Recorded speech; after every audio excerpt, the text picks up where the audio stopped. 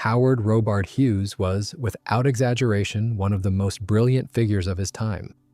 A multimillionaire, the owner of a high-tech empire for the manufacture of drilling equipment, a successful film producer, director, athlete, and from 1927 also a passionate aviator.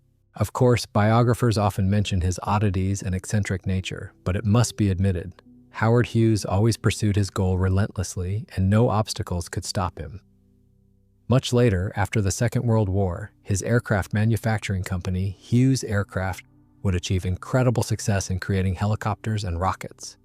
Yes, at the end of his life, a fear of germs turned him into a recluse, and he passed away in 1976 in dire health.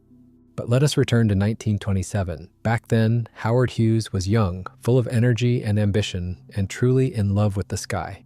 He adored speed. His private collection included the fastest machines of that time, all-metal monoplanes designed by John Northrop, first the Alpha model and later the Gamma, which had previously belonged to the legendary pilot Jacqueline Cochran. Flights on these swift birds became excellent training for Hughes. He dreamed of the world speed record. At that moment, the absolute record holder was the Italian seaplane Machi MC-72, competing with which was almost impossible. But there remained one more unconquered peak, the speed record for land-based aircraft. Hughes approached this challenge systematically. Having connections with the Lockheed Company, he recruited the brilliant designer Richard Palmer. Glenn Odekirk headed the production. Together, they assembled a team of the best engineers and rented a large hangar at the airport in Glendale, California.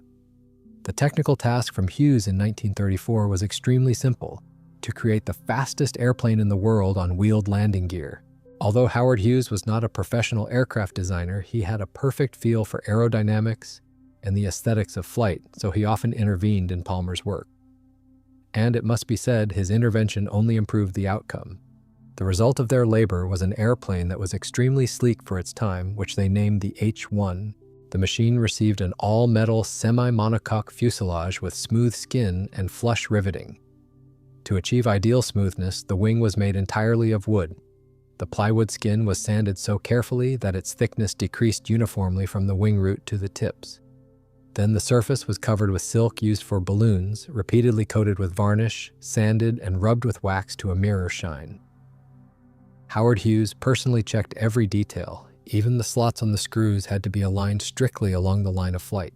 Since Hughes had grandiose plans, 2 sets of wings were developed for the aircraft immediately.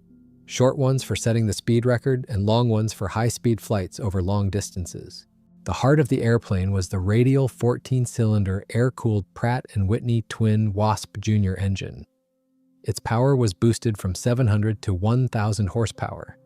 The engine was enclosed in an aerodynamic NACA cowling.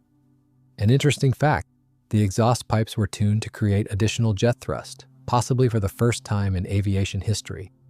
The landing gear was also advanced. The main struts retracted into niches in the wing and fuselage, and the tail wheel hid inside the tail. Work was conducted in strict secrecy, but Howard Hughes evidently wanted to fuel public interest. He released data from wind tunnel tests of the model, which promised a speed of 585 kilometers per hour. In August 1935, the Hughes H-1 was finally rolled out of the hangar. The aircraft was equipped with the short wing, painted in a deep blue color. On August 17th, Howard Hughes personally took the machine into the sky, establishing a tradition of testing his own creations.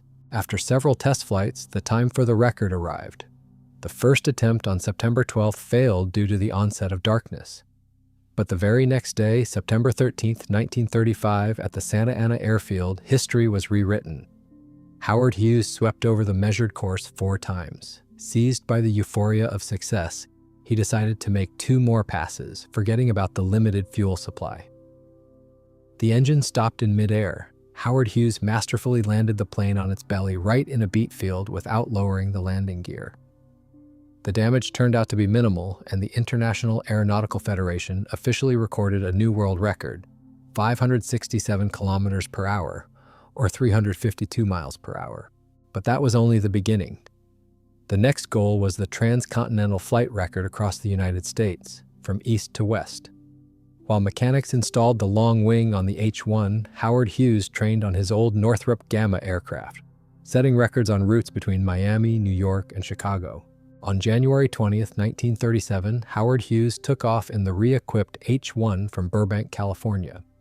He landed in Newark, New Jersey, setting a sensational time: 7 hours, 28 minutes, and 25 seconds. The average speed was 534 kilometers per hour.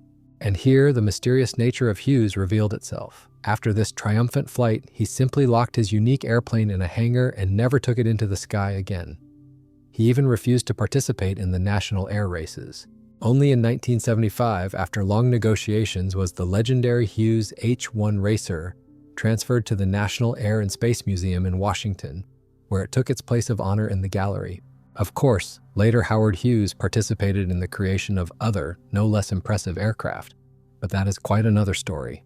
Thank you for watching. If you enjoyed learning about this outstanding aircraft, please support the video with a like and subscribe to the channel so that you do not miss new stories. Write in the comments about which other legendary machines you would like to hear about next time. See you soon!